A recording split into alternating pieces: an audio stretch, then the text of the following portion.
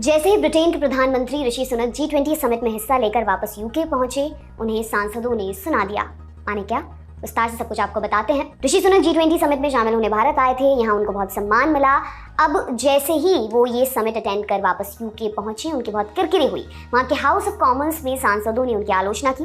Times of India की एक report के अनुसार G20 की घोषणा में रूस के खिलाफ सख्त शब्दों का इस्तेमाल नहीं करने के लिए प्रधानमंत्री ऋषि सुनक की आलोचना की जा रही है। साथ ही एक ऐतिहासिक नए इकोनॉमिक कॉरिडोर के समझौते से ब्रिटेन को बाहर रखने के लिए भी उनकी आलोचना हो रही है। प्रधानमंत्री सुनक से बार बार ये भी पूछा गया कि क्या उन्होंने स्कॉटिश सिख जगतार सिंह जोहल की रिहाई के बारे में भारत के प्रधानमंत्री नरेंद्र मोदी से बात की। साथ ही क्या उन्होंने प्रधानमंत्री मोदी के सामने ये मुद्दा उठाया कि भारत रूस से तेल खरीद रहा है।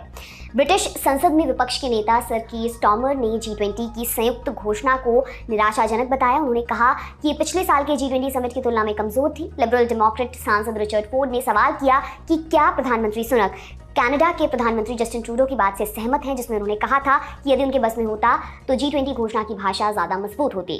कंजर्वेटिव सांसद रहमान चिश्ती ने कहा कि भारत रूस के खिलाफ प्रतिबंधों का समर्थन नहीं करने वाले 44 गुटनिरपेक्ष देशों में से एक था। इस कारण यूक्रेन में युद्ध खत्म नहीं हो रहा है।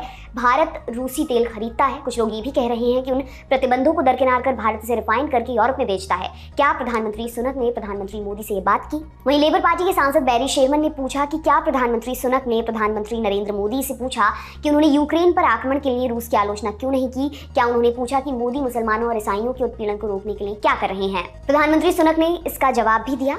सुनक ने कहा कि उन्होंने और प्रधानमंत्री मोदी ने कई मुद्दों पर बातचीत की। ये G7 या G1 नहीं है। ये वो तय नहीं कर सकते कि वहाँ किस भाषा का इस्तेमाल होगा।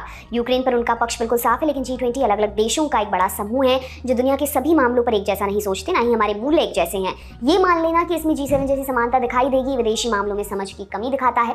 प्रधानमंत्री सुनक ने आगे कहा कि हम सभी देशों से आग्रह करते हैं कि वे रूस पर प्रतिबंध लगाने में हमारा और दूसरों का साथ दें। जाहिर है कि हर देश अपने तरीके से इस पर काम करेगा।